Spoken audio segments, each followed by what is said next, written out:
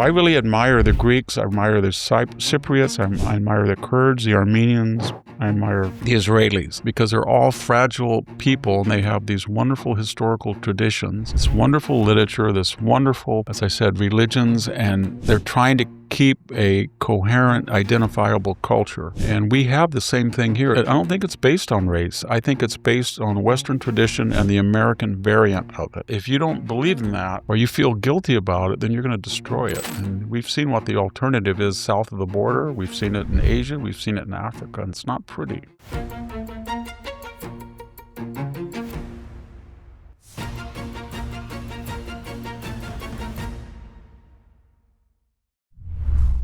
Well, hello, ladies, and hello, gentlemen, and welcome to Victor Davis Hanson in his own words. And we're fortunate today because we do actually have Victor Davis Hanson here, who's going to share his own words of wisdom. It is Saturday, March 7th. This episode will be up on Tuesday the 10th.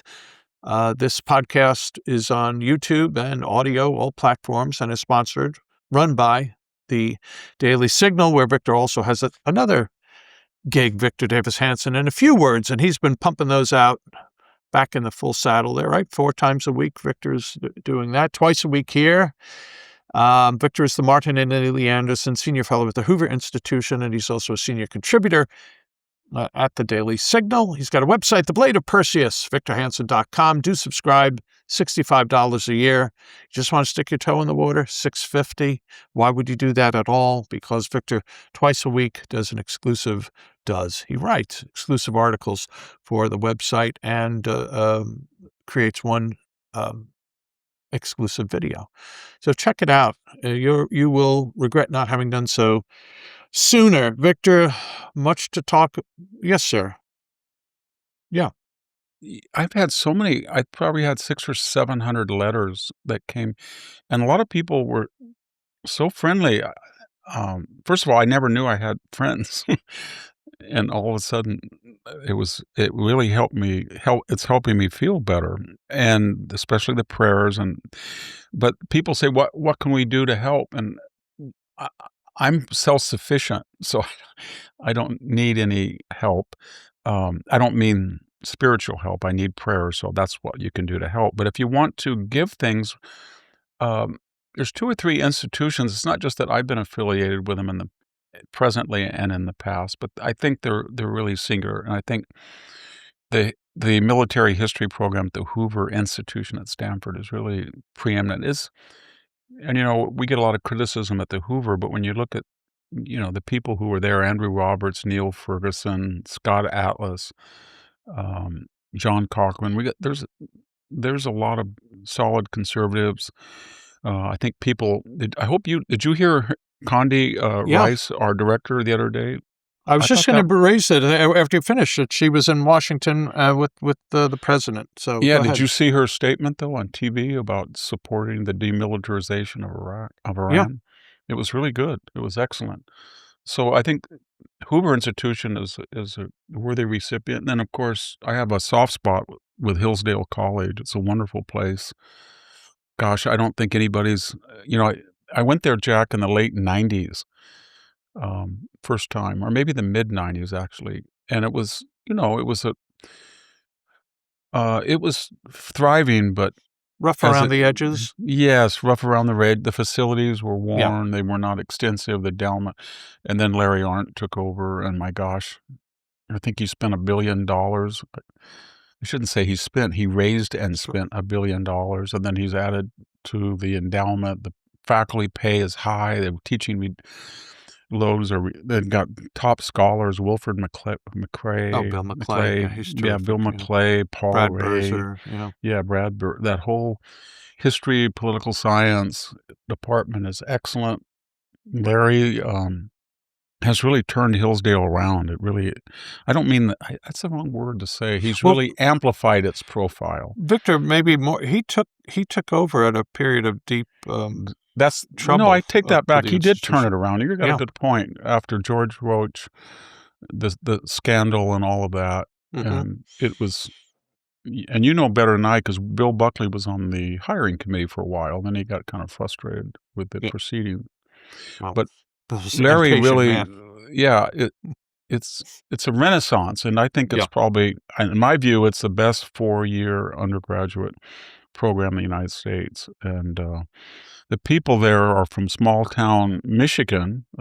I don't mean they were trained there, but they live there near the I always like going there. I went there every year, and the only thing I've been very worried about recovery because 'cause I've had this kind of heart incident from the second operation, and that would be the one thing that I would really miss if I can't, fly and go there, and I have such good friends there. And then, there's another person who's really good that you and I know, Jack, is Pete Peterson, the dean of the School of Public Policy and that's a very, worthy cause, and I haven't told you this, Jack. They just endowed a scholarship in the name of my daughter, Susanna Hanson, for graduate students there. Oh, terrific. Yeah, Oh, for wow. anybody who Yeah. wants to get a master's degree in public policy at Pepperdine, and then it emphasizes rural studies and California studies in politics. The Susanna, Oh, Mary wow. Hanson. That's Yeah. because we're gonna talk about rural politics later in the Yes. show, Yeah, but we that's are, very and that funny. was from a very Yeah. good friend of mine, Terry Giles. He's a wonderful man. He helped endow it. I'm not sure know if I'm supposed to say Oh, that I'm or not. so happy for you, Victor. Your Yeah, daughter and was then a lovely soul, Pete and Peterson. I've been yeah. very fortunate in life to know. I mean, I'm so critical of universities, but I was just thinking the other day of college presidents, or people that run things. And Larry Mhm. Arndt, Max Nikias, the USC, who's got a book out. I'm gonna be interviewing him next week, and then Pete Peterson, the dean that runs the school. They're all Pete is excellent such a people. genuinely friendly, happy man. He is on the board of directors of the Center for Civil Society. You've heard me you talk about where I Yeah. do civil thoughts. Yeah, I know Pete a little. He's happy warrior. He Well, and I that's did a lot of videos this fall, and I felt bad because, I stayed at the Pepperdine, faculty visiting beach house, and I was trying to exercise, and do the videos. I just kept He was so kind, said, "How are you feeling today?" And I said, I don't know what this is. It's just sort of weird. I just breathe deeply, and it doesn't yeah. quite come." But he was very, solicitous and nice, and, I like anyway, Hillsdale, where I work, um, and at the Hoover Institution at Stanford. I know people say Stanford, Victor, and I'm not, as an alumnus of Stanford, I'm not advertising Stanford. I'm talking about the Hoover Institution. It's an independent, at least quasi-independent entity. Well, it's archives too, Victor. People think about Hoover through you and Thomas Sowell and others, but it is Yeah. a bastion for a scholarship, a Yeah, it deep is. Tom scholarship. Sowell and John Taylor, John Cochran, Michael Boskin. Josh Rowe has a great article we're going to discuss about the billionaire tax and Oh, the yeah. effect on the economy. Josh is really an underappreciated asset, as is Mhm. John Cochran. He's not underappreciated, but he's another great guy. And then Peter Robinson with the uh, uncommon Yeah. defining, uncommon knowledge. I had a long Mhm. talk the other day with your buddy, John Cogan, also from I like Colorado. John Cogan. Yeah. I should mention John Cogan. John Yeah. Cogan, uh, Good. he's an What a happy. amazing guy. He's got so much energy. He's in great physical shape. He writes. He's busy. He was a very good advisor on the economy, at least on entitlements to George W. Bush. So there's just so many people there. Yeah. And Well, you heard anyway, Victor, folks. If you want to find an outlet for your love, and I, Victor, the same people call me. I really want to do something for Victor, like Shraga, our great friend Shraga Kawiyar says, yeah. "What can I do?" And like, Well, people send me things. I yeah, get pictures and photographs and books. That's fine. I yeah, just don't. There's so many worthy causes in yeah. education that, uh, They should send you some yeah, almonds. yeah. I try to raise money as much as I can for Yeah, for Hillsdale and Hoover, yeah. All right. and I think given the status of higher education, I mean, I don't think people quite realize sometimes when they talk to me about Hoover that for the director of the Hoover Institution, Condoleezza Rice, to come out wholeheartedly in support on the Stanford campus, or for Scott Atlas to bravely, say that the lockdown is not and Mhm. get censored by the Stanford faculty or Neil Ferguson to stake a stand, or when they went after me. It's a hostile environment there, and except for this atoll. So it's worth saving, it's worth promoting, it's worth enhancing. Yeah. So is Hillsdale, and so is the School of Public Policy. All right, folks, you have your marching orders. So now we're going to, Victor, we have two topics we mentioned. We're going to talk about Iran also. Maybe we'll talk about Tucker. We'll get into all this when we come back from these initial important messages. Since the founding of America 250 years ago, many things have changed, but some things never do. The commitment of husband and wife, the importance of passing along our values to our children, the faithfulness of God. Some wonder how we can ensure America will continue to thrive. As long as we keep first things first, we've only just begun. America, the beautiful. We are back with Victor Davis Hanson in his own words. So, Victor, you talked at great length with the great Sammy Wink on the most recent episode about what was happening in Iran. And again, folks, we're recording on Saturday. This episode's up Tuesday. Lord knows the big one hasn't happened yet. Whenever the big one is going to be, I don't know what it is, but as far as I can tell, The big thing in Iran, you mean? Yeah, the big thing in Iran. Yeah. I think it's going to be the mother of all bombs, the Moab. Well, and I think it's going to go down, down, down into the subterranean factories that are making the drones and missiles. Yeah. Just my speculation.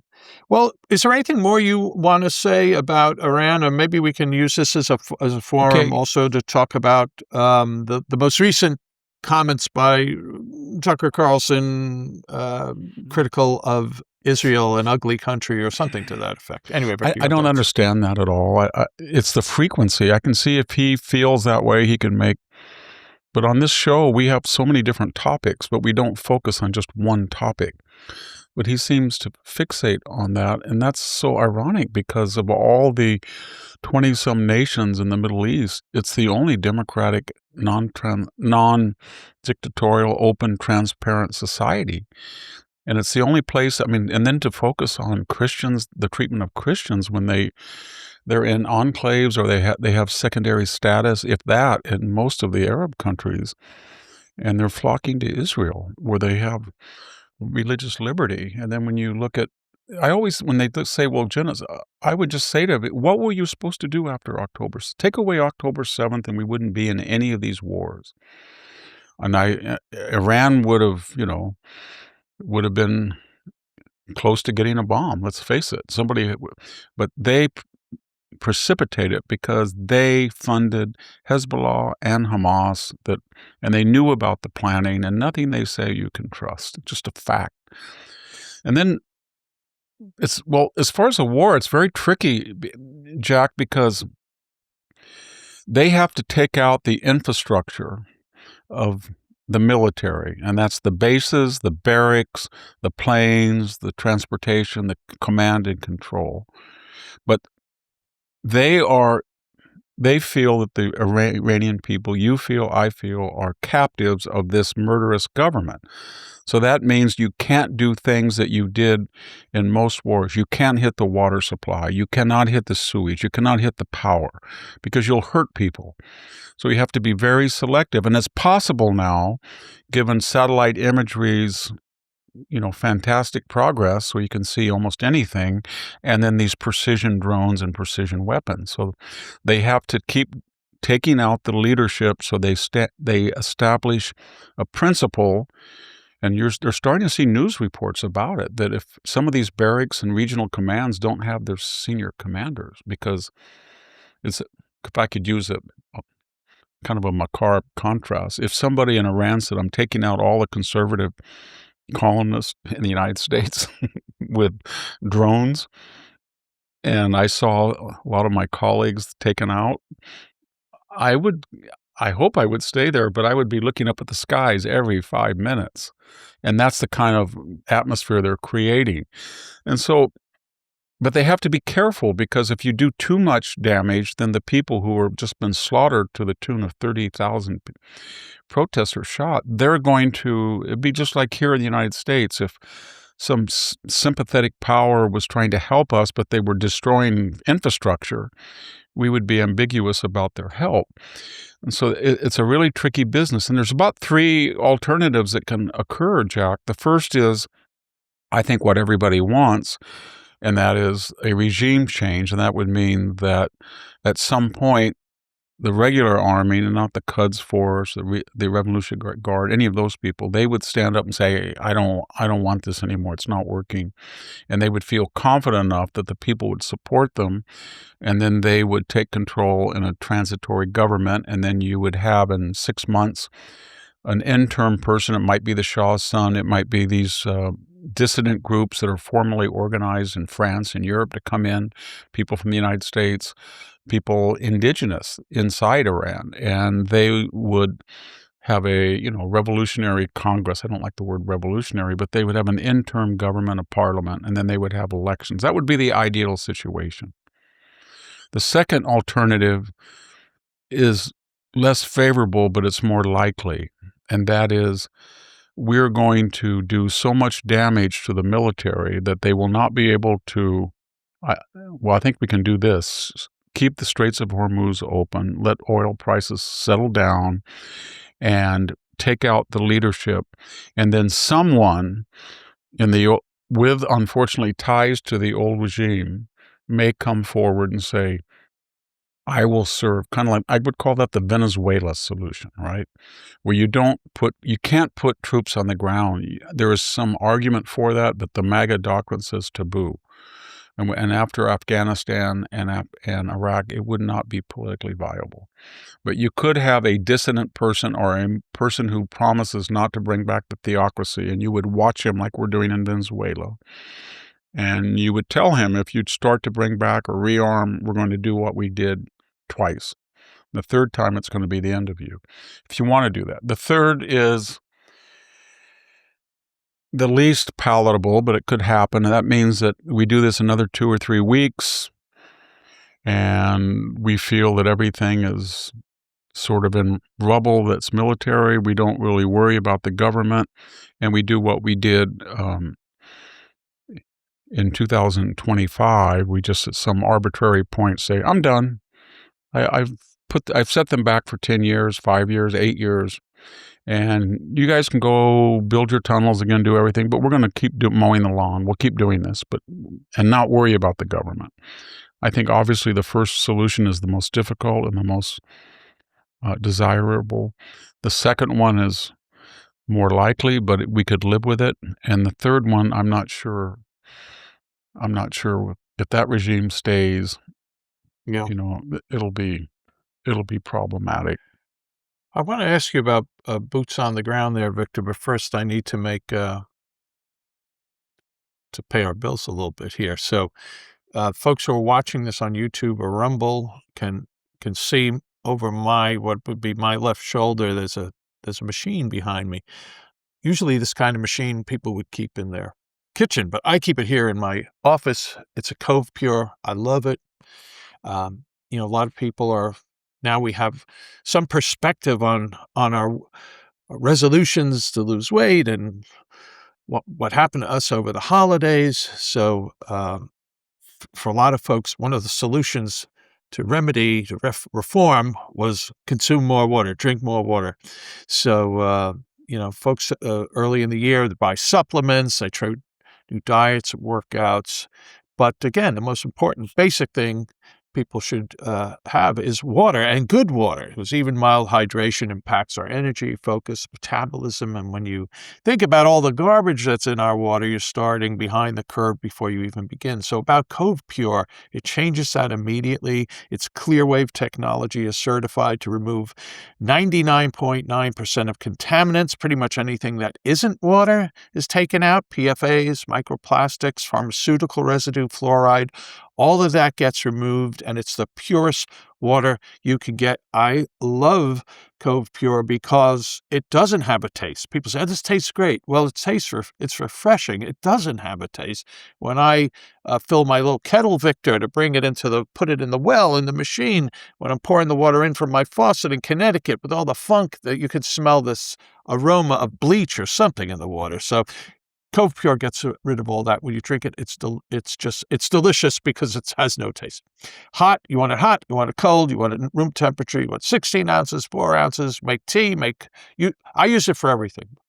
Ice cubes, drinking water, we're cooking, making soup, Cove Pure, love it. So now, folks, it's very easy to get pure water with the push of a button with your Cove Pure. So make an additional New Year's resolution. Make a St. Patrick's Day resolution and make it stick. Improve your health with clean water. Right now, you can get $200 off for a limited time if you use the link that we have here. It's Cove Pure, COVEPURE.com/VDH. Again, covepure.com, COVEPURE.com/VDH, and start getting right with water. So we thank the good people from Cove Pure for sponsoring Victor Davis Hanson in his own words. Victor, I saw some headline about Donald Trump, implying that maybe there would be boots on the ground.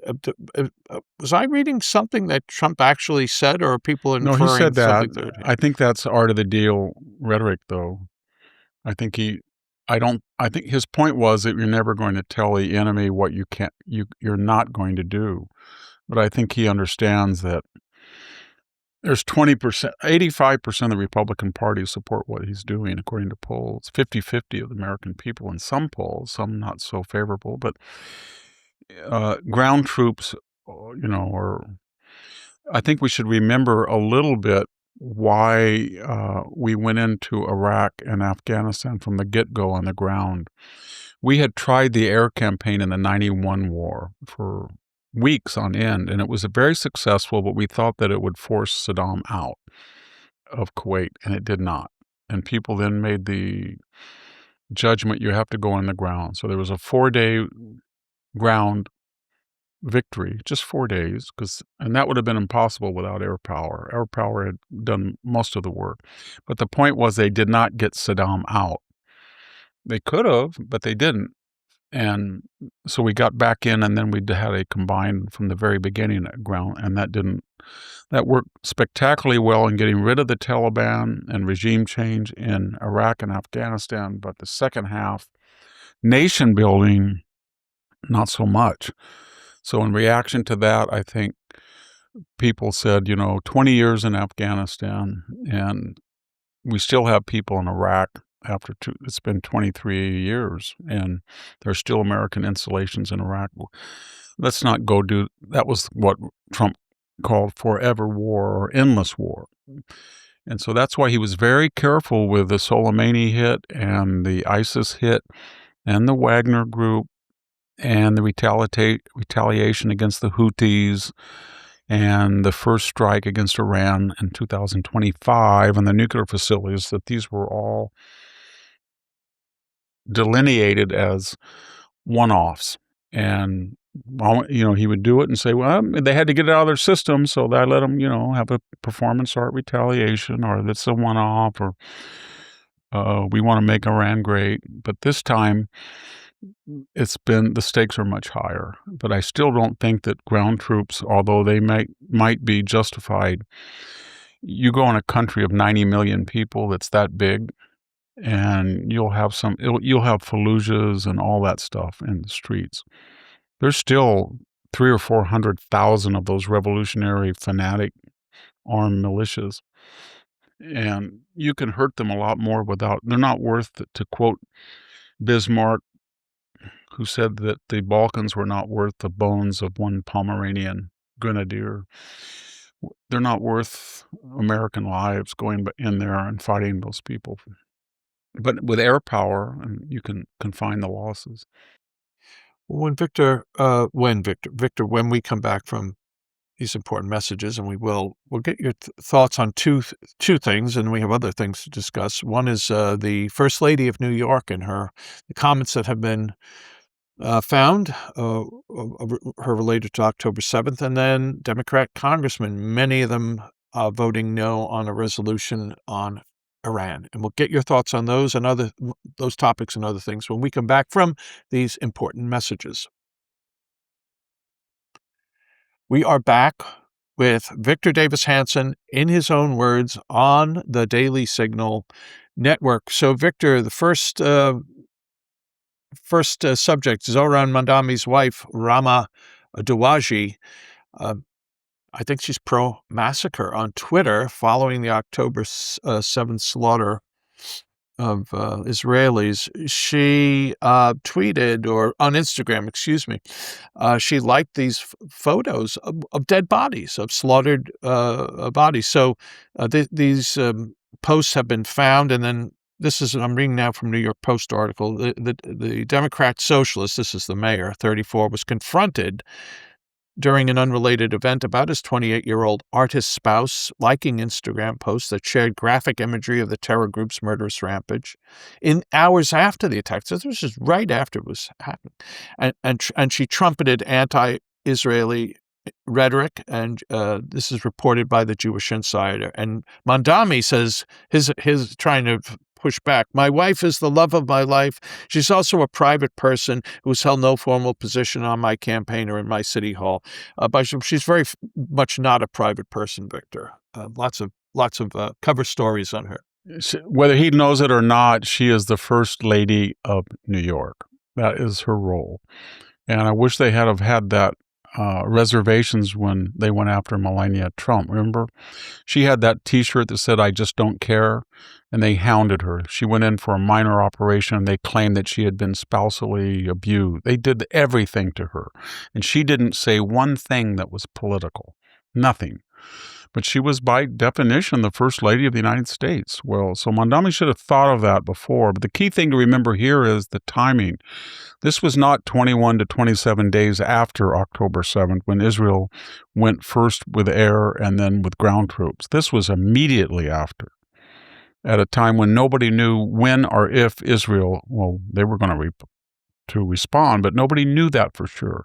And here her first instinct is to glorify in the death of 1,200 civilian-aged women and children, Jews, that were slaughtered by 3,000 Hamas-armed gunmen, militia terrorists, with 600 to 800 tag-along people that heard that you could go in and rape Jews and rob them and desecrate them and steal from them, and let's go.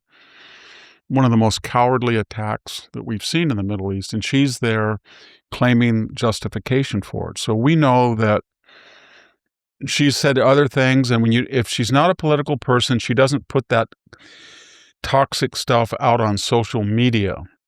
And she's identified as the first lady of New York City. He knows it because he's said things not quite as toxic, but it's pretty clear that the people that he's hired have said things about Jews, and he has too. And he's not even 6 months into his tenure, and I think people are going to realize something about the left. It's a little bit, they can pull it off, Jack, if they get smart, like Spanberger did, the governor of Virginia, when they run as, I am a CIA agent, and I'm the son of a law enforcement person, and I'm a moderate Democrat. And then you look at her congressional record, and she's way out there with AOC.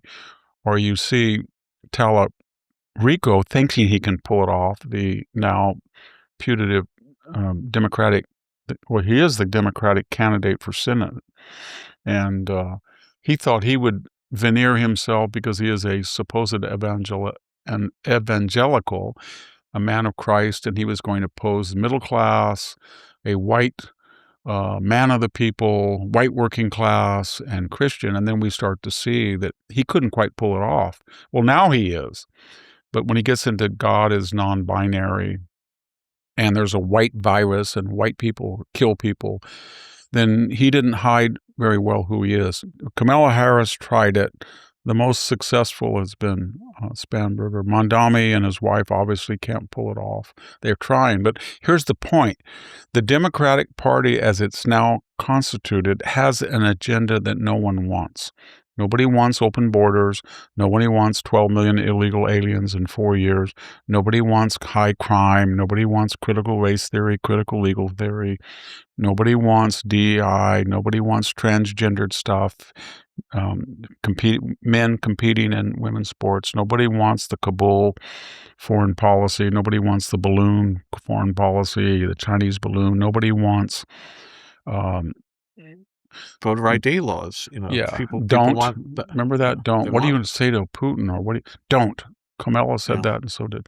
Nobody wants that. So then there's only two solutions if you want to retain or acquire power. One, you have to import a new constituency. And we now have 53 million people who were not born in the United States. Many of them citizens, but the vast majority of them, I think 30 million would be a fair estimate, 30 illegal aliens. The left always says there's only 11 million. That's been solidified for about 20 years. And yet Yale University researchers, I think, 10 years ago said that there was 21 million based on their estimates of W-2s and Social Security forms and stuff. And then he added 10 to 12. So there was probably 30 million. So you can bring in a new constituency, which they tried, or you can hide who you are. And you run as a James Carville, good old boy, or working man. We saw Tim Waltz said, I can relate to guys that, have a beer and they're in the military and I work on their trucks. He couldn't. You gave him a pickup, he wouldn't know the difference between the radiator and the gas cap. So that's what they do. And Tallarico did it pretty well, and he's got such a record that I think he's going to be I don't think he has a chance of winning once they get the full record out there. He's got a lot more money. But anyway, the Democratic playbook is to get the technocratic business elite to give them money, and then they feign like they're moderate, and then they get into power. And as we saw with Spanberger, she's raising taxes on anybody. We had this horrific murder in Virginia, and yet ICE will not be contacted. Virginia authorities will not work with ICE. And she's got as liberal or more so than Jasmine Crockett voting record. Right. But she comes across as a good old girl that's she was the one that after I think maybe it was 2016, or anyway, she was complaining about being soft on cops or defund the police. She was one of the leaders internally of the Democrats. But then she's governing. There's not much air between her and Jasmine Crockett and others, and how they're. It's probably more liberal than AOC. Yeah, and that's what they do, and that's what James Carville told them to do. He said, basically, don't talk about who you are. Talk about what you think people want you to be. And then we saw that with Joe Biden. That was so old. Remember the 2020, we hear these nuts like Buttigieg and Spartacus and the Castro brother and Bernie and Elizabeth Warren and Kamala. Nobody wanted them. And then all of a sudden they said, well, there's good old Joe Biden from Scranton. Remember him? He was hard on crime. He said all these things. He's one of us. He's just a working class. No, he wasn't. In his case, it was worse because it was non-compos mentis, and they used this waxen effigy, and then they had their Obama puppeteers, and they went harder. That was the most left-wing 4 years in this country since the beginning of the great, New Deal. So anyway, that's what they're going to do, and that's what they're trying to do with all of these candidates. Well, we'll talk a little more in a minute, or you'll get your opinion in a minute about some other Democrat insanities. But first, Victor, this year marks a critical moment for our country as the opposition grows more aggressive and unapologetic. The fight now reaches into the everyday decisions we make. Patriot Mobile has been standing on the front lines, fighting for freedom for more than 12 years. They don't just deliver top-tier wireless service. They're activists like us who truly care about our country. Patriot Mobile offers prioritized premium access on all three major U.S. networks, giving you the same or better coverage than the main carriers. That means fast speeds and dependable nationwide coverage backed by 100% U.S.-based customer support. They also offer unlimited data plans, mobile hotspots, international roaming, and more. With simple, seamless activation, you can switch in minutes. Keep your number, keep your phone, or upgrade. And here's the difference. When you switch to Patriot Mobile, you'll be part of a powerful stream of giving that directly funds the Christian conservative movement. Take a stand today. Go to patriotmobile.com/VDH or call 972-PATRIOT and use the promo code VDH for a free month of service. Don't wait. That's patriotmobile.com/VDH or call 972-PATRIOT. And we thank the good people at Patriot Mobile for sponsoring Victor Davis Hanson in his own words. Victor, I'm going to read a headline and a little chunk of an article. I think I got this from Breitbart.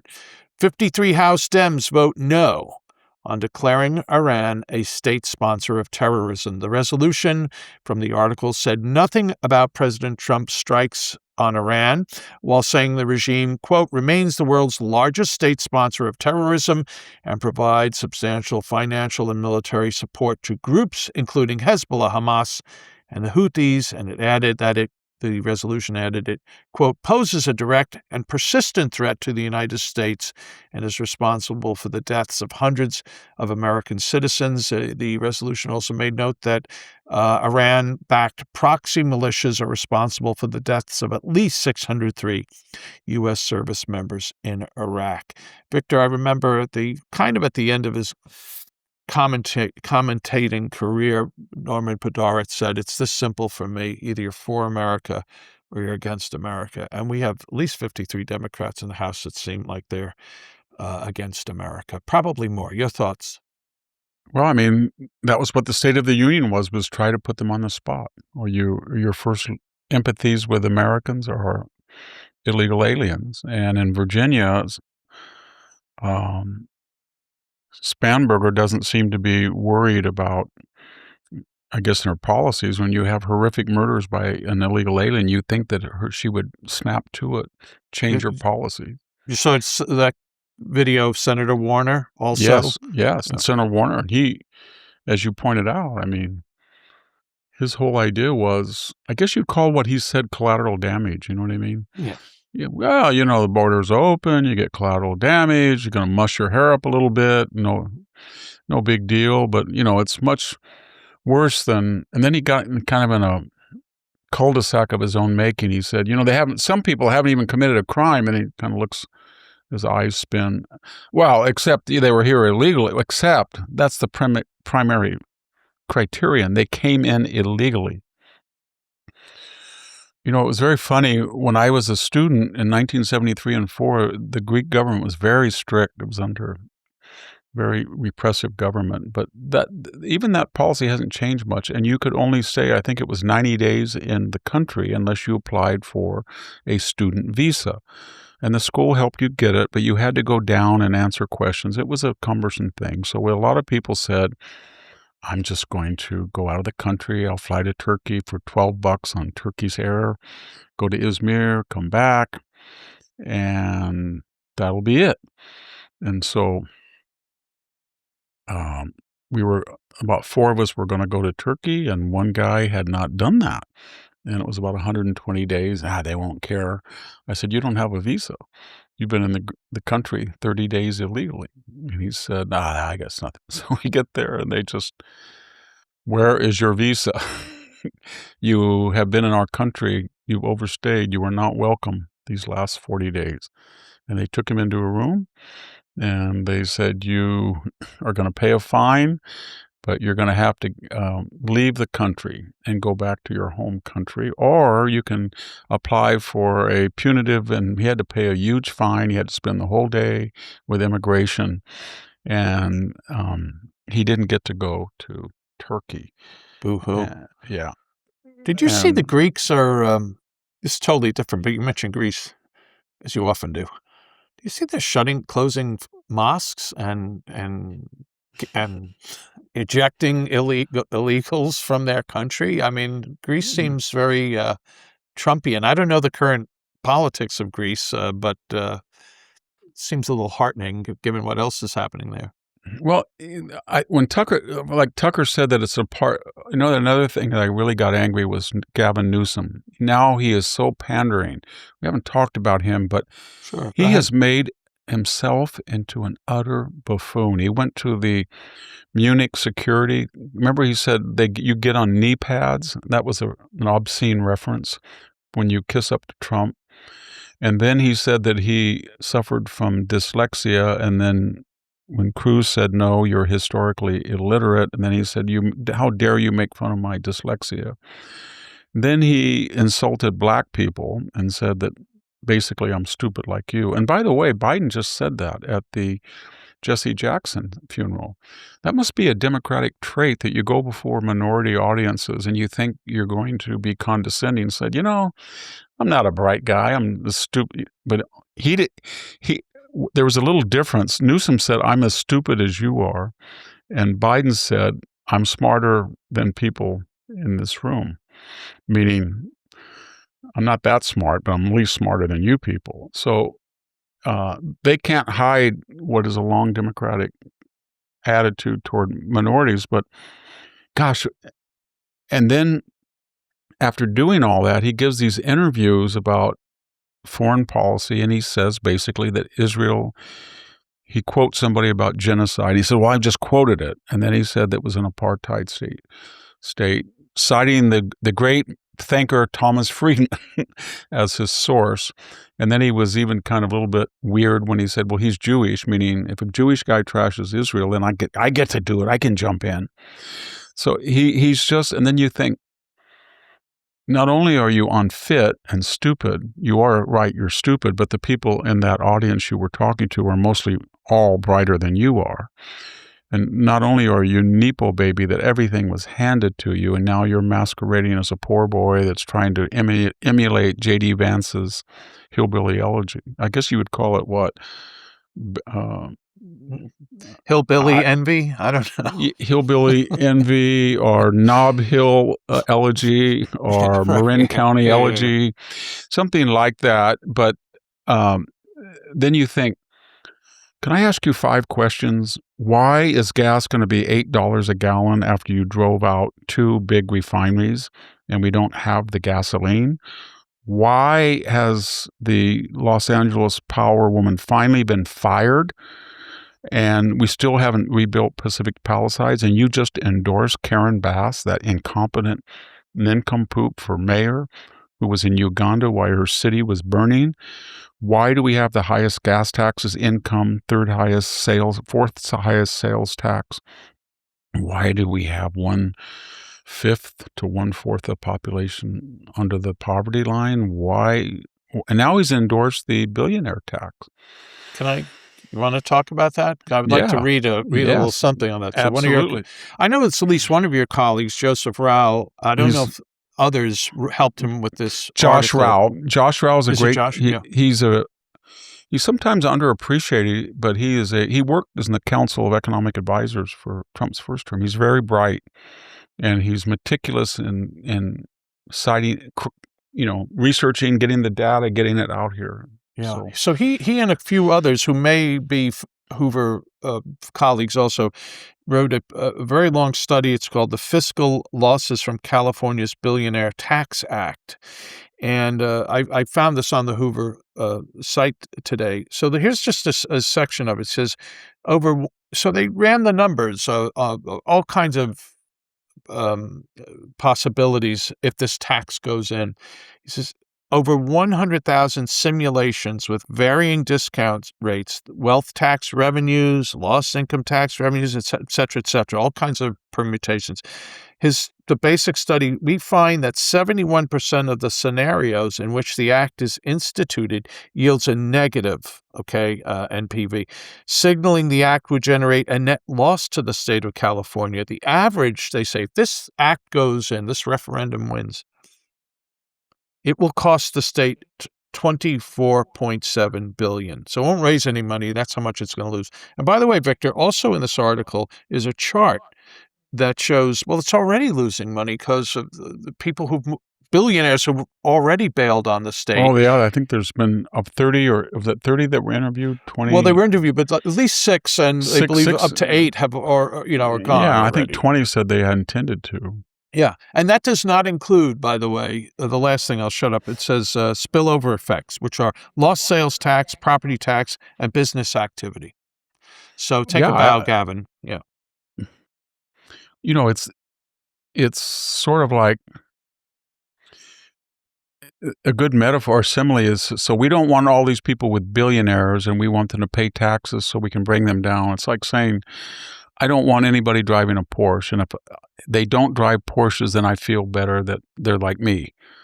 And you don't realize that there are certain people among us that have certain, to quote, taken set of skill sets, and they know how to make money. And there is a finite existential limit on what you can do with money. You can't make your shower any nicer. Bill Gates can have a 30,000 square foot home, but none of us listening would want to have, I don't know, 200 toilets to worry about, or to have a bunch of staff people in our house all the time.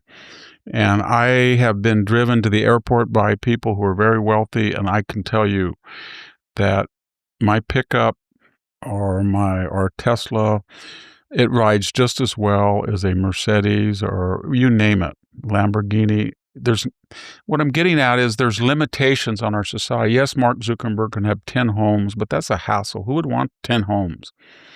And so and a lot of people don't end up, as you know, very happy with it. So the idea that all our problems are going to be solved by taking money away from these people that have these skills to invest, and it does go through the economy, and it's not just trickle down. And this all started, and it's always been there in America.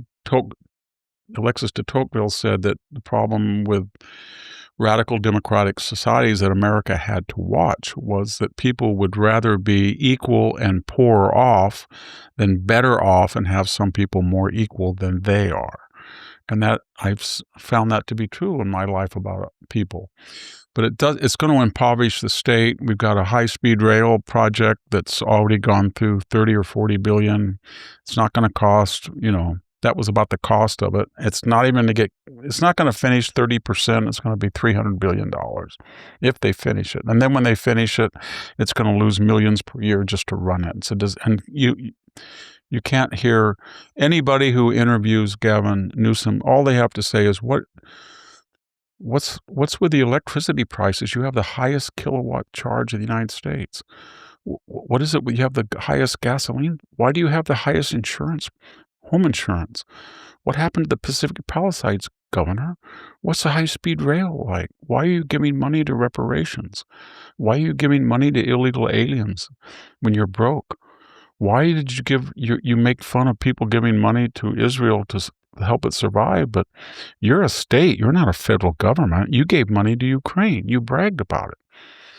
So he's, in my view, he's the epitome of the whole postmodern problem with Western civilization. You get these very entitled people, and they're not very bright, they're not very educated, and they look good, they dress good, they have all the hokey parlance, they act like they're smooth, slick, they're media savvy, they're kind of blessed. They've never really been he's never been in the people that he's governing get up every day and they drive semi-trucks. They go out and prune vines. They get on tractors. They get on roofs. They build things. They sit all day in an insurance office. They're clerical people. They work they know what the world is like. He doesn't. Everything that he has, despite his memoir, has been given to him. And Katie Kirk was interviewing him and said, "Gosh, is it hard being so good looking?" Hey, Katie, why don't you say, is it hard being a governor that took paradise and turned it into purgatory or the inferno? Because that's what you did. And why did you do that? And just now he thinks he's going to be, and you know what he thinks he's doing? He thinks he's going to be nominated by hating Israel, going DEI, all of that. And then when he gets in the general election, he will go try to do what Kamala Harris did very ineptly. That is, I'm good old Gavin from single family, and I had Wonder Bread. That's what we're going to hear. Yeah. I don't I have think a he's going to feeling, pull it off. Victor, some of what you touch on here seem. I just want to plug your series or the Perseus. You have started a series, The Nature and Cause of Western Self-Loathing, and I would think Gavin Newsom and people like him are paradigms of the self-loathing class. We were warned about that in classical literature. Poets like Catullus, he said, Luxus will ruin you, Catullus, to himself. That's luxury. Livy, the great historian of the history of the Roman Republic up to about 30 BC, said, we can't live with the maladies and we can't live with the correctives. Or the medicine is as bad as it is. We've got to a point. What he was talking about was being hooked on deficit spending, entitlement, personal consumption, extravagance, and then everybody knew what you had to do, but you can't do it. And the combination of free consensual government, free speech is wonderful, and you provide that with market capitalism, and you create enormous opportunities for people to have money in the middle class and a lifestyle that everybody in the world, United States takes in more immigrants, at least until recently, than all the other states in the world combined.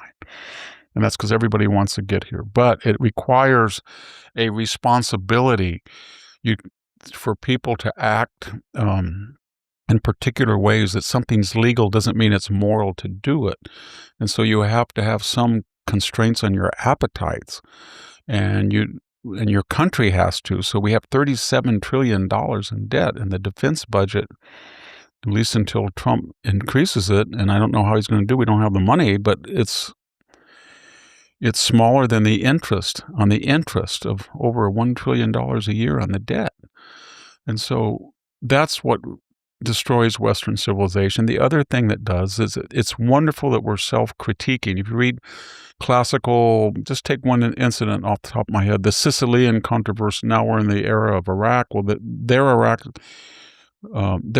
and Afghanistan war, Iraq, right? Yeah, I'm not talking about Iran, but I'm talking about Iraq ground troops.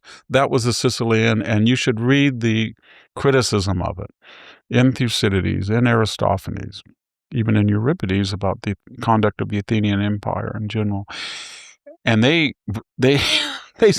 voted for 3 generals to go on the campaign, and as soon as they did, they tried to recall one right in the middle of the campaign. They win a battle against the Spartans at Arginusae, then they put the generals on trial and try to execute them for not doing as well as they thought and picking up survivors in the water. So my point is that self-criticism is good, but it gets to a limit, and then it becomes self-destructive. And there's something about Christianity saved the West, but it also it's a Sermon on the Mount, turn the other cheek, and that's wonderful. And Christian compassion and charity is what makes the Western, it saved it from paganism. But when you read the New Testament, it's not just everything is truth and beauty and love, and there's no responsibility. Not at all. There's 10 commandments are still in effect. There's whipping the people out of the moneylenders, out of the temple. There's everything in there. Repent, says John the Baptist. It's repent. And this idea that you feel good about yourself because you don't put the 30 times convicted criminal in jail, and that makes you feel wonderful. Or you let in 12 million people illegally, and then some guy who makes, $30,000 a year and has to have a heart bypass can't get on because the health system is swarmed. Or the idea that I wouldn't dare tell the homeless what to do, and then they freeze to death on the street, or they defecate, urinate, inject something, fornicate right in front of people.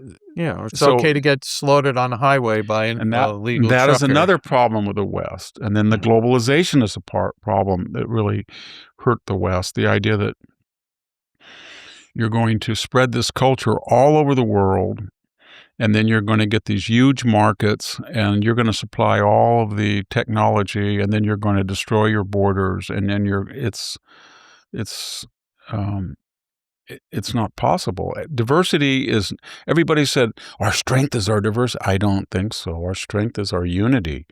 And there's only been 2 or 3 multiracial democracies in the modern world, our size. Brazil, maybe, in India. And how is that working out with all these different religions, different it's very difficult. And so when you're going to open the gates of Western civilization and bring in all these people with antithetical views to it, who really want to come there only for one reason, to not starve to death or not be in their home countries, but they're not willing to give up their customs that made those countries poor. And you're going to predicate that on feeling guilty how well that we are off, and why can't... Well, we must have done something because Chiapas and Oaxaca are abject poor. Who made those people so poor? Oh, it was the Mexican War of 1848. We're responsible. No, it's the culture that did that. And bringing people without, if they want to leave that culture, then you have a responsibility to teach them to assimilate, integrate, and acculturate so they can not be poor. But if you don't have confidence in your own society, and when Tucker said that about Israel was cornered, there's certain little fragile countries in the world that I think all of us have empathy for. And one of them, all different, I have a lot of empathy. I know you listen to the Kurds. They never have a country. They're split between Syria, and Iraq, and Iran, and Turkey. They get violent all the time, but they have been very pro-American. They have a particular different culture. And it seems like the Arab world or the Islamic world is always attacking them somewhere. And they want a unified culture of their own country. And then you look at the Armenia. It's this Christian country right in the middle of the Islamic world. Mm-hmm. And it has a distinct history. It's the first Christian nation and really in the world almost. Right. And it has these Islamic neighbors that want to destroy it. It's suffered through 2 genocides, and they have a huge expatriate problem. But it's a country that is unified in the sense that it has a one religion, one language, and it's vulnerable. And then you look at Israel. That's another one. 11 million people, 10 million people. Yeah, Cyprus. And look at Israel. And everybody said, well, it's our part. No, it's trying to create... It's trying to have a dominant culture and a religion and a tradition, and it's fragile. It's not like the United States. It's not like Russia. It's not like China. And it's the custodian of a rich tradition. And then we get to Greece, roughly same population, but 50,000 square miles in a contested area and the Greek people have suffered horrifically in history from Turkish invasions and others. And here they have this country that was 98% Greek Orthodox, 100% Greek language, custodians of this ancient tradition of Hellenism. And then all of a sudden, everybody are coming in, and they have people within that society say, oh, we're an apartheid society. We're intolerant. We only have one language. We only have one tradition. And these people, we got to bring them in. And they're from completely antithetical cultures. And they don't have the confidence as Westerners to assimilate, culturate, integrate. And then they wonder why somebody in a mosque is celebrating, service like they are in Michigan. The poor Khomeini, he died. He was a hero. This is a man who was a butcher and hates the country that they're in. And we ask nothing of our immigrants to do that. And so that's another problem with the West. It has this guilt-ridden, affluent, leisured danger that then you don't inculcate that you're better than the alternative. You don't have to be perfect to be good. And you should be happy. And when you think about it very quickly, and I'll shut up, all these other early generations that we damn now, I'm not using that as a cuss word, but we just slander and smear. They're racist, they're transphobic, they're selfish. The people in the covered wagons, the people who settled the Northwest, the people who built the country, the railroad. If you read what they actually wrote, they thought they were doing this for somebody else. That is, the people who followed them. They thought they were making civilization out of the wilderness, and they were trying to make a better society, a free experiment in self-governance, free market, private property, and they succeeded. And for us now to inherit that infrastructure, think about California under Newsom. It's pretty good that you get this picture. And that I think the RNC are some conservative groups. I don't know if you saw it, Jack, but they're issuing these pictures, and we've talked about San Francisco in the 50s and 60s. And this one's in the 30s. It's a video, and then it shows it today, the same places. No, I haven't This seen very it, no. poor society in the 30s and 40s, when people were working 6 days a week, 50 hours a week. They lived in 800 square foot homes. They had one car that was unreliable, and their streets are clean. They were well dressed. There's no, if there are homeless, they're at the railroad track. And then you compare it today. And the answer is, how can a wealthier, more leisured, more sophisticated, more technologically advanced society be so much more medieval? And the answer is, that's what wealth and leisure and self-criticism to an excessive degree and no confidence, no knowledge of your culture, or the need to preserve it. So I really admire the Greeks. I admire the Cypriots. I admire the Kurds, the Armenians. I admire the Israelis, because they're all fragile people, and they have these wonderful historical traditions, this wonderful literature, this wonderful, as I said, religions, and they're trying to keep a coherent, identifiable culture. And we have the same thing here. I don't think it's based on race. I think it's based on Western tradition and the American variant of it. And if you don't believe in that, or you feel guilty about it, then you're going to destroy it. And we've seen what the alternative is south of the border. We've seen it in Asia. We've seen it in Africa, and it's not pretty. Well, Victor, I'm going to ask you about, oh my gosh, what's her name? Which one? Noem. But before Christy I do, Noem. Christy Noem. But before I do, to our listeners and to our viewers, since we're talking about history, if you've studied enough history, you start to see a pattern. Nations don't lose their way overnight. They drift through debt and division until one day you realize the foundations you thought were permanent were never permanent at all. And today, America is spending at levels once reserved for wartime. Victor just mentioned $37 trillion in debt. We've normalized deficits that would have stunned the earlier generations, and policymakers now debate whether the only path forward is more intervention, more printing, more distortion. But here's the historical truth. Every society that pushed its currency beyond discipline eventually paid a price. The wise never waited for collapse, though. They prepared for the correction, and that's why so many thoughtful Americans, especially those nearing retirement or into retirement, are reallocating part of their wealth into something that has outlasted every paper experiment in human history, physical gold. Not as speculation, but as insulation. And our reputation matters, at Victor Davis Hanson in his own words, which is why we're partnering with Allegiance Gold, a company distinguished by integrity, reliability, and an A-plus rating from the Better Business Bureau. For years, they've guided Americans through transparent education and long-standing relationships built on trust. And right now, they're extending a special Liberty offer to our listeners and viewers to help you get started with real gold, whether your funds are in a retirement account or sitting in the bank. If you believe, as we do, that the best time to reinforce your position is before the storm becomes obvious, call 844-790-9191. That's 844-790-9191, or visit protectwithvictor.com.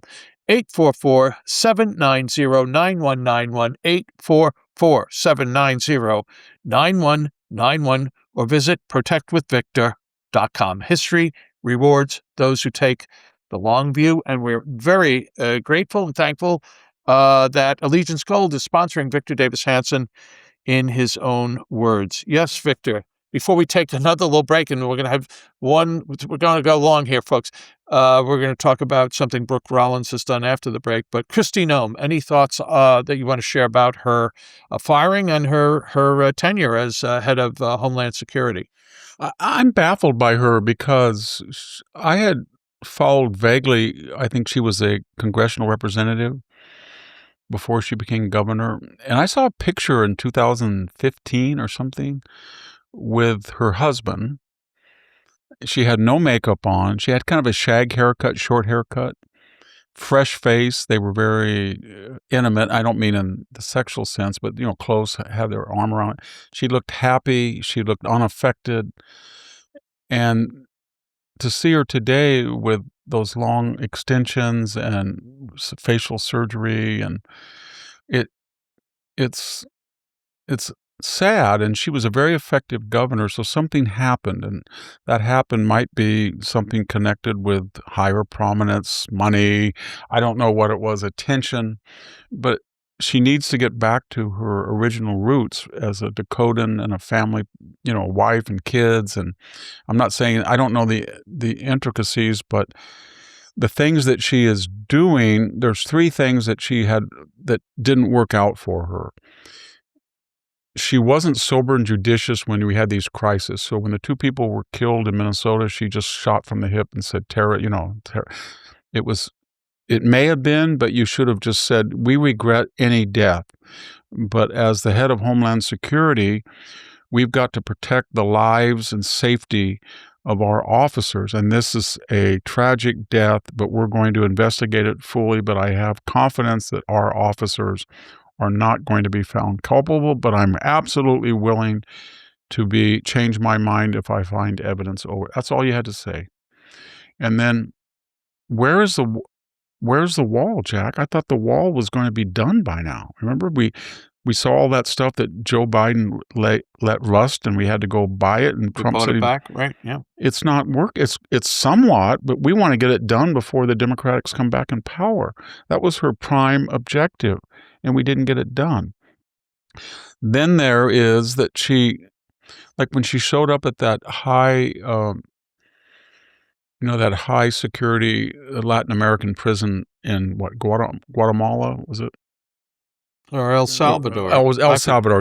Not Guatemala. It was El Salvador. And if you're going to go walk among or see the most dangerous people in the world, then I would try to play down my personal femininity, and I would be more bureaucratic.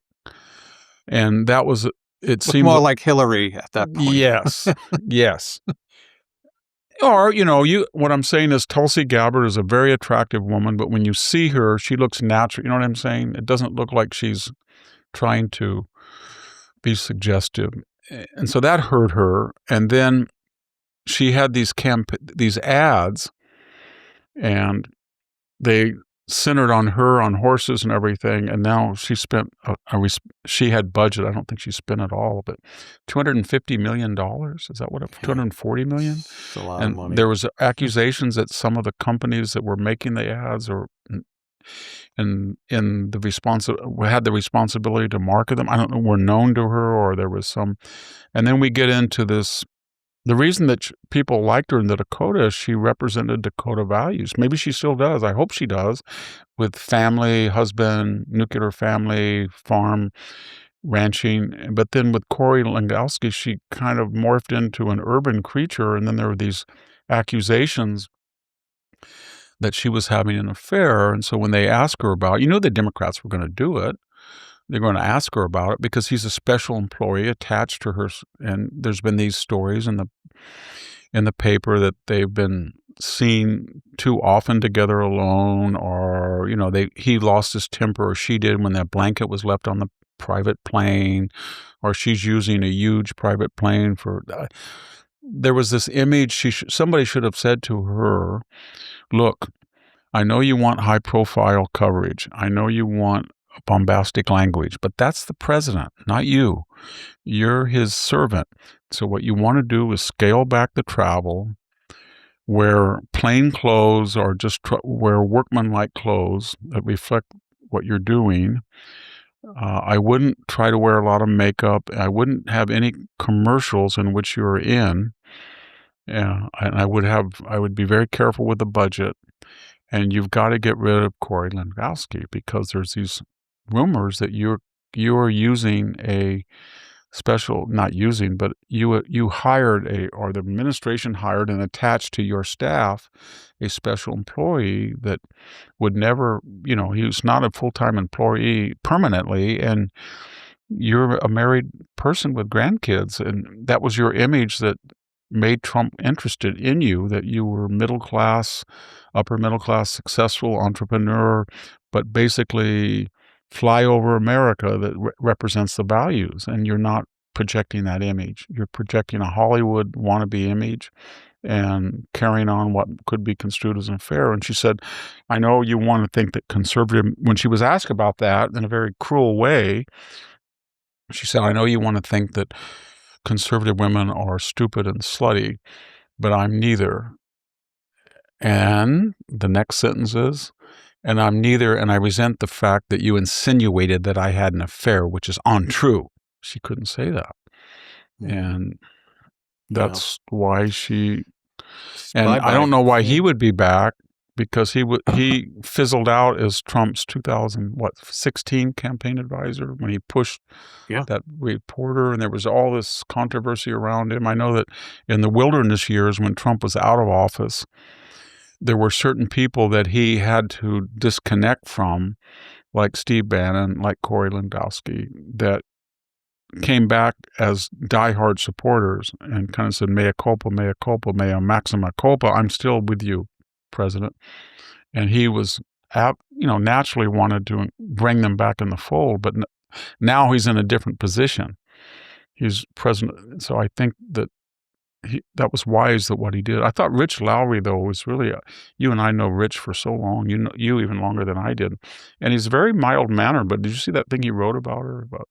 I did not. No. What did he say? Did he break her over the coals? Or? Yes. Oh, basically, she's a lousy employee that deserved everything she got.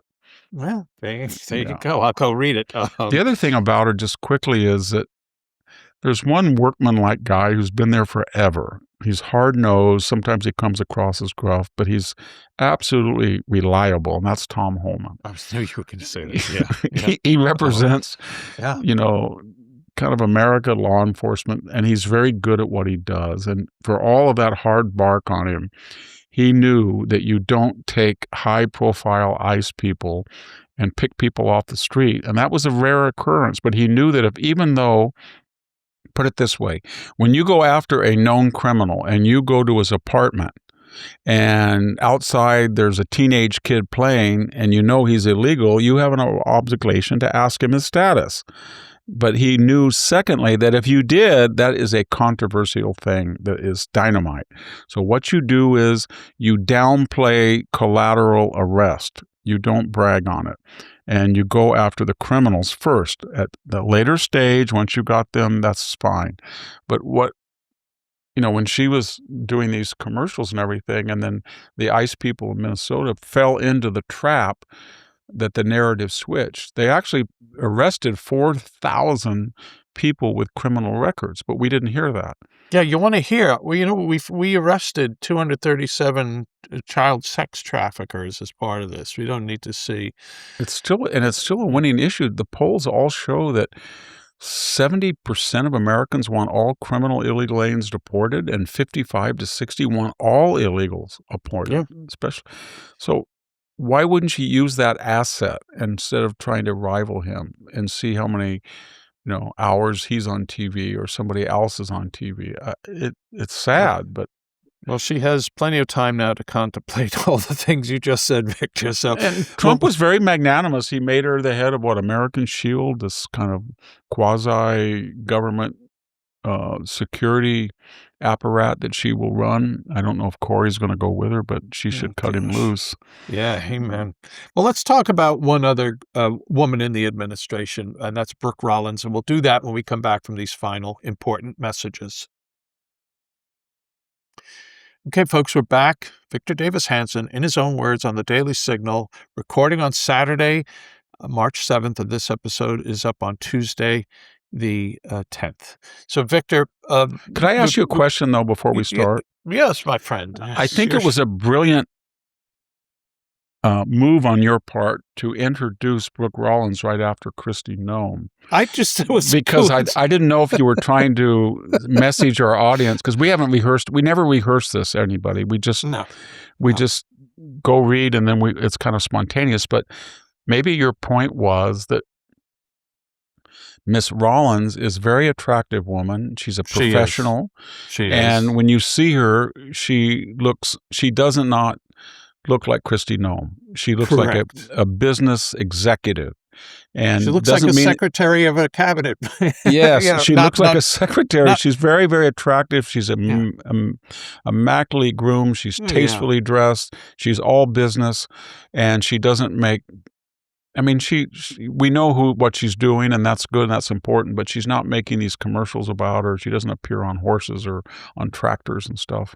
Yeah.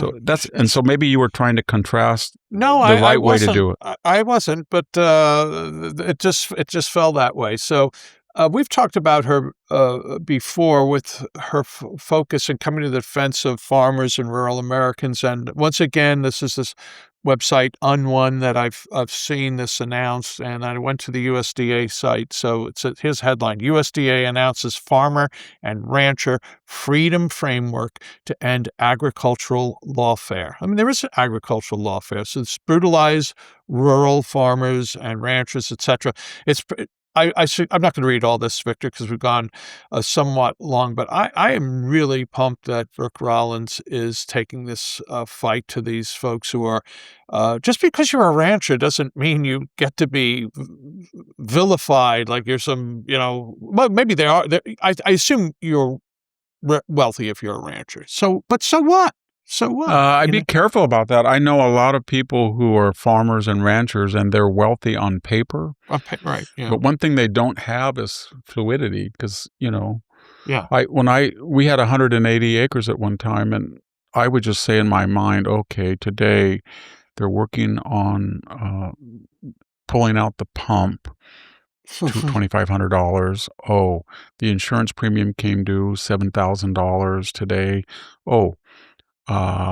We have 25 people picking Santa Rosa plums and Black Butte plums, and that was going to be 9,000. That was every day. And then I'd say, what is coming in? And then people would say, well, you have 180 acres. This is how much it is an acre. But what good does it do you? It's like Willie Loman. It's you're worth more dead than alive, right? Exactly. And that's what all these farmers are in that. And when you mention lawfare, I saw it firsthand. I knew people who the state EPA would come out and say, oh, we have a federal Inland Waterways Act. We have a depression on your place and it rained, and that is now an inland water. We've interpreted it that way, and we're going to take nitrogen sample and then fine you. Or I knew of a person, very famous case, that said, you know what? I can't make it at $440 raisins. I'm sorry. I own my own land. I own my own vines. I own my own grapes. I can do whatever the blank I want with them, and I made raisins with them, and they are mine, and I'm going to sell them to anybody I want, and get your hands off my property. And they put him in, 20 years to win that. And I must say that the Hoover Institution was very good on that. People like John Taylor really wrote extensively about the Raisin Administrative Committee. But I saw all that. I saw it once. We were building a raisin dehydrator on our own. And sure enough, the building inspector came out and he said, you don't have a permit. I said, it's an ag-exempt building. It was at that time. And he said, I know it's ag-exempt, but you're putting burners on and that makes it a commercial. I said, we're not selling to anybody. All we're doing is in time of rain, we're going to have this little dehydrator, and we're going to bring them in and dry them ourselves, and they're going to be sent to Sunmade, just according. Well, and then I said, 1 mile from here, there's 7 houses on one plot, and there's about 100 violations of the people living there. There's animals all on the road. Their dogs get run over. It's just a night. Why don't you go over? Oh, I'm not going to go over. Same thing I've mentioned that before with solar panels. And so what they always do, the farmer is at the bottom of the pyramid. He can't say, I'm going to pass on the cost to what? No, he fights the farmer and the rancher fight the weather, they fight the market, they fight labor, they fight inflation, it hits them first. And when you go in that supermarket and you see beef or, it's just a different group of people. One time, at one point, Hillsdale College was seriously thinking of kind of partnering with the Harris Corporation and building a campus. I think it would have been a wonderful idea, but there were certain impediments, but put it this way. And I was kind of an advisor to Carol and John Harris, but I wasn't very persuasive on either side because it didn't happen. But my point is, at one point, I went in to the Harris board. These are corporate people, very big. But here's the point. Just because most of them knew about farming, and agriculture and they were just different. The way they dressed, the way they talked. They were just earthy people. They were wonderful people. And yet I looked around the room and I thought, wow, that guy he's big, big, big. He's big. But they didn't act like that because they had started, with that experience. And I find that in the Midwest, when I go to Hillsdale every year, when I speak or I speak to donors or I have I'll see some guy and I'll say, I have a 1,000-acre pig farm. And I run 1,500 pigs, hogs. Well, that's a lot of money that you're going to make. But the person it looks just like anybody. You know what I mean? I went to one of our friend Richard's events up in Fresno, and there was that guy over there dressed like you are right now, flannel and normal. That guy's the tomato billionaire. That guy over there's the almond billionaire. That guy over there's the peach. I was talking on a cruise, a National Review, I won't mention any names, and I was talking to a fellow, and he looked pretty raggedy, and his hands looked like somebody had just sandpapered them. When you shook hands with him, it was like shaking hands with a cactus. And he had his baseball cap on with his logo on, and somebody said, wow, aren't most of these people kind of support National Review? I said, yeah. And he said, that guy's a farm worker. And I said, no. And they said, well, how do you know? I said, I think he's worth about $300 million minimum, maybe $500 million. And they said, well, how did he start it? I said, he started it with nothing. He came from the Basque Land with nothing.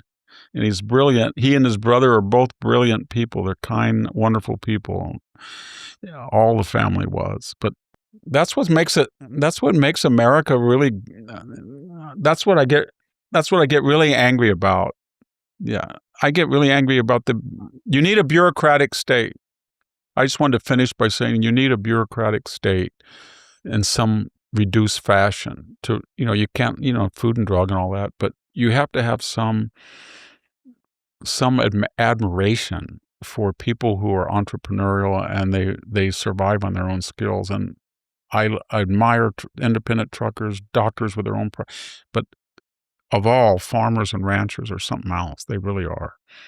They're very smart people, and they work hard, and they don't get any recognition. 7 days, no days off. So, my audio went out for a second, so I apologize if I was talking over you. So, we've gone very long. I got to read 3 very nice comments about you of the many, many hundreds that now happen constantly on YouTube and other platforms. Suzanne Webster 760 writes, Victor shows me how much I don't know historically. How he keeps all those facts in his brain and imparts his knowledge in ways that keep the listener interested is a marvel to me. And I love his backstory and his humility, sending healing vibes to Victor. Then there's Coy, G2P, who writes, he is one person that provides the old I think means proves the old saying, if you don't learn from history, you are bound to repeat history. His historic insights into the past and ability to reflect them in today's awareness is unbelievable. Love them. And then the last one is Luann Staley, 2880. I have the utmost respect and admiration for you, Victor. The past relatives you speak of must have been impressive souls. I hope there are young souls soaking up your wisdom today. May your sleep come and your surgery heal. Prayers. Thank you. And I'd like to add just one other thing, Victor. I went to I just found out earlier this week that one of a neighbor passed away. And I knew she was a fan of National Review. And when I went to the wake, her husband was there, and he's like, I know you. And they were ardent fans. of the podcast and of you in particular. So Leanne Eddington, rest in peace, and to Max, her lovely husband, who's again big fan of yours. We I wish appreciate God's that. I had a solace. guy show up. I shouldn't say show up.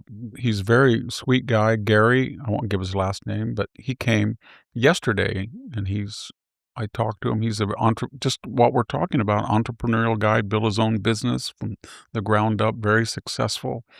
And he brings fruit by. I have no idea that people, I guess when you're out here in the farm, you're isolated, you think like 10 people are listening. You know what I mean? Oh my gosh. I have no idea because I'm not the part of my problem is that I'll be very quick and I'll end, but after June or July, whatever I had was starting to really affect me. So I didn't fly anywhere. Right. And I didn't get out like I usually do 50, 60 times a year or so. Mobbed at airports, right? Yeah, I just got Yeah. more in like Yeah. I don't know. The Greeks had a word for it, quietism.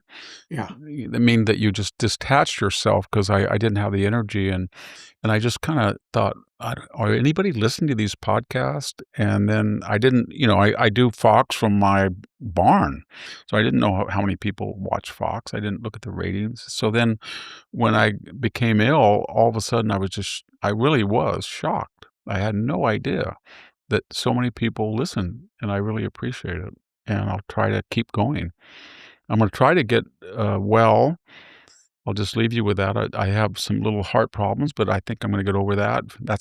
I had a great heart. I don't mean nice heart, but I mean physically strong heart until this operation. But I think I'll get back to baseline, and then I'll deal with the mucinous adenoma, carcinoma, G12R mutation, and we'll get back to the four broadcast. Yeah. Well, you're doing terrific, Victor, and I'm even here. You have part-time, quote unquote part-time, is more than most people do full-time. So, I just want to one last thing. Thanks, folks who subscribe to Civil Thoughts. What I do. So, if you go to civilthoughts.com.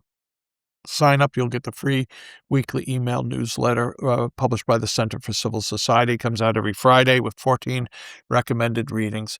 Victor, you've been terrific today. Thanks for all the wisdom you shared. Thank you, folks, for watching. Thanks for listening. And we'll be back if I could speak English, we will be back soon with another episode of Victor Davis Hanson in his own words. Bye-bye. Thank you, everybody, for listening and watching. Thank you for tuning in to the Daily Signal. Please like, share, and subscribe to be notified for more content like this. You can also check out my own website at victorhanson.com and subscribe for exclusive features in addition.